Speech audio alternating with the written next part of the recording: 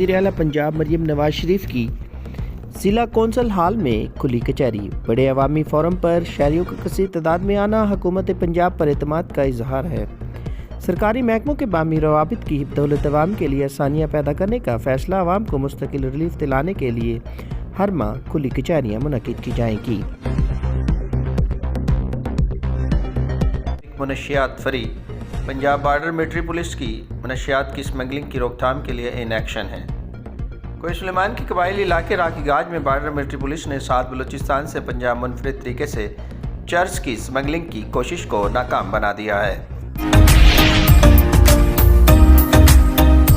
کو کراس کرتے ہوئے موٹر سائیکل سلپ ہونے سے 2 بندے شدید زخمی ہیں۔ Rescue 1122 control room Dera Ghazi Khan control room کو ایک ایمرجنسی کال موصول ہوئی، جس میں کالر نے بتایا کہ ٹرک اور موٹر سائیکل کا ایکسیڈنٹ ہوا ہے، جس میں 2 بندے زخمی ہیں۔ کنٹرول روم نے فوراً ایک ایمبولینس روانہ کرا دی۔